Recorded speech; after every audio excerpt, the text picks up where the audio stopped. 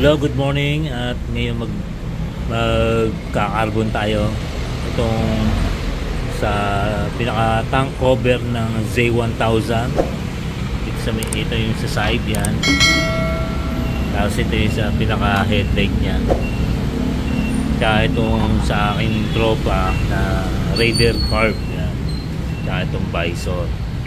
So gagawin natin forged carbon na may flakes, may glitters flakes yan. Tara, gawin na natin guys. So natapos na natin siyang lihain guys, pati napintura na natin siya ng kulay black, kasi pagka hindi natin pininturahan is lalabas yung kulay niya.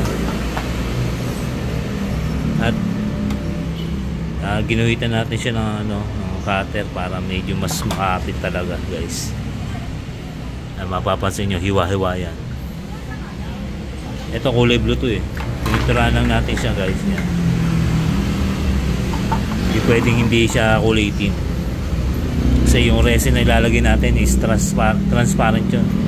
So kailangan kulay itim lang talaga. Itong gagawin natin sa Raider Carb na batok tsaka yung Bison na merong kulay blue na flakes, yan, forged carbon. Ito yung forged, then ito yung pang ano niya, pang flakes yan.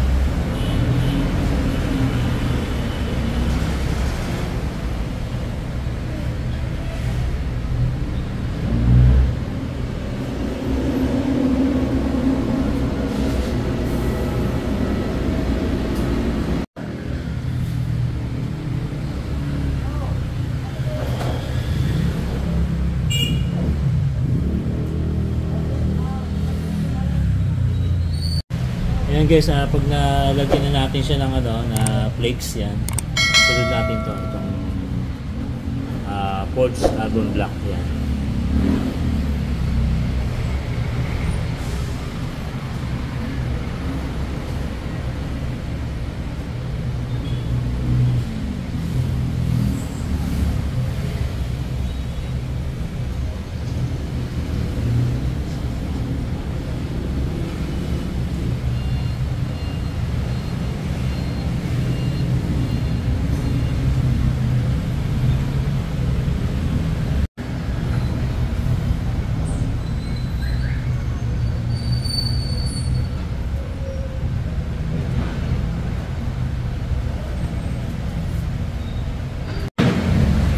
Ayan guys, tapos natin nalagyan ng forged carbon. So ginawa natin para mas maganda yung lapat ng forge, magpantay, is nilagyan natin ng plastic. Yan,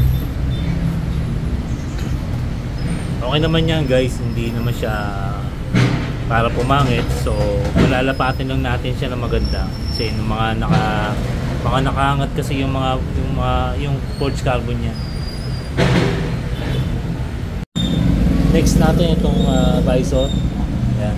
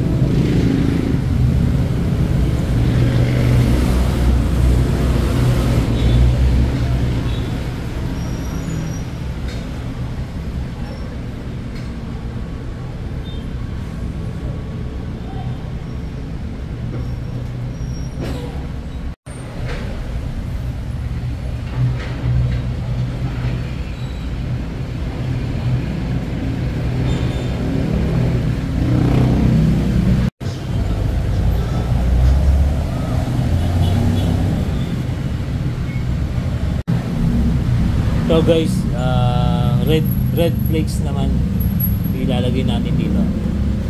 Ito.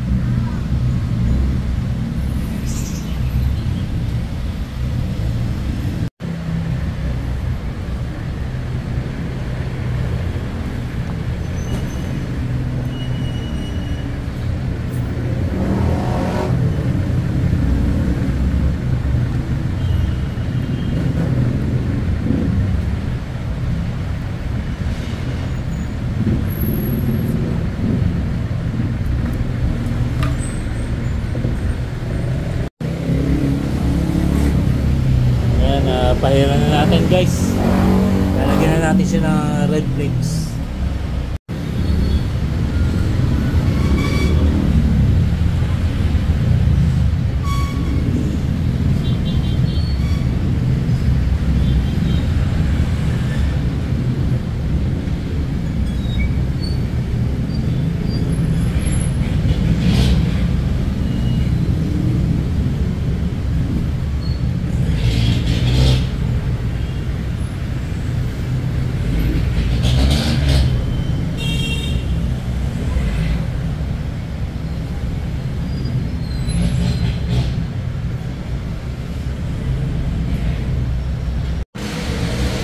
Ayan, nalagyan na natin siya ng red flakes. Yan.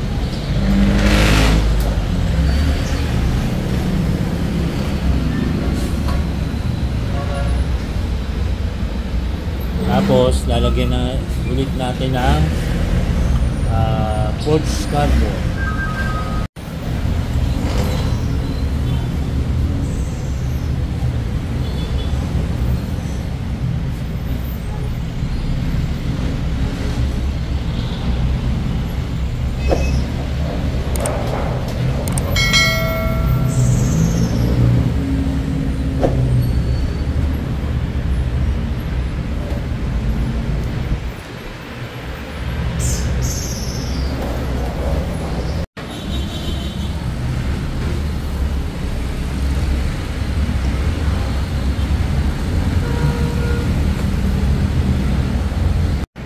Next naman natin, ito yung pinaka side tank ng Z1. Ayan. Ayan, nilagyan natin ng ano yan, guhit-guhit yan para mas makapit guys.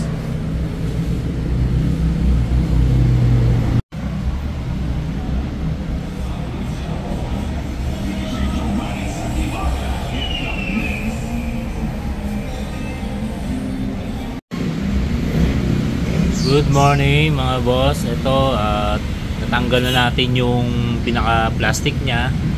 Ayan po yung kinalabasan. Ayan. Lapat na po yan, tuyo na. Ngayon ang susunod natin gagawin is papatungan na natin siya ng resin. Ayan. Hanggang sa magpantay na po siya. Siguro mga 5 patong, 6, ganyan.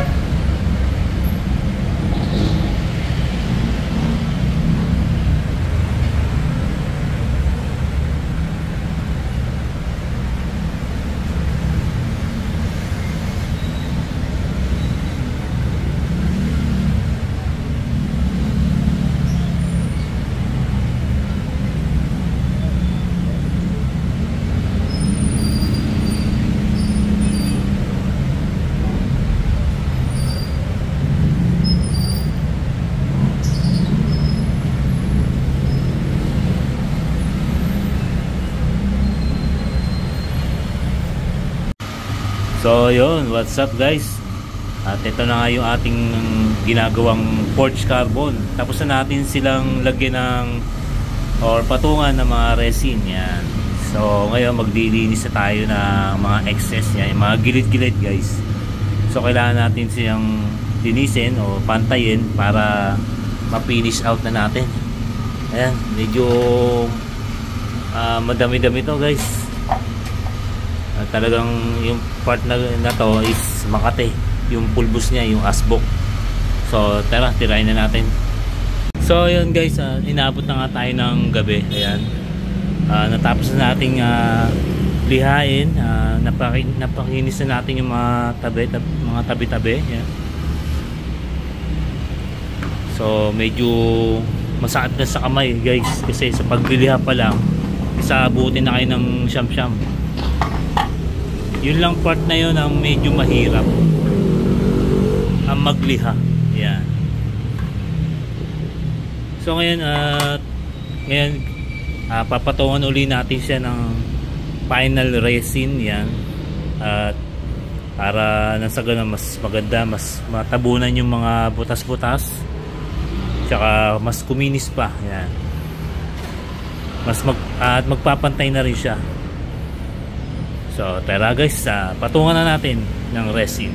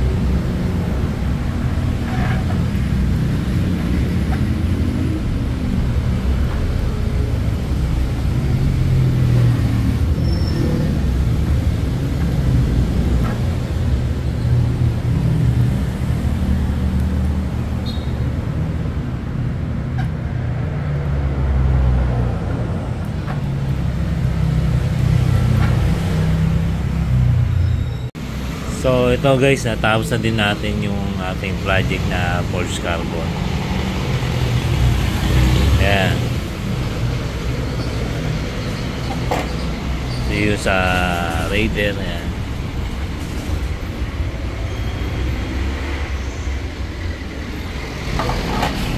Visor.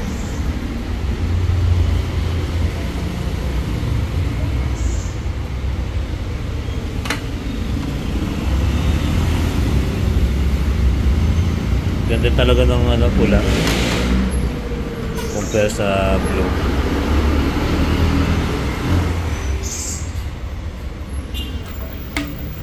So itong pang Z1 is kakabit natin mamaya sa isang client natin. Ayan. Medyo nagtagal din ng 1 week guys, medyo na busy tayo, pero kaya naman ng mga 3 to 4 days yan. Kaya lang medyo marami lang tayong ginagawa. So yun lang guys, ayan guys, nalagay na natin yung ginawa nating forged carbon. Ayan, sa Z1000.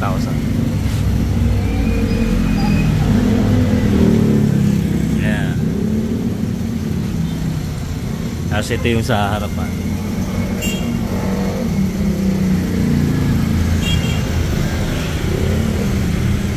Ayos, alright.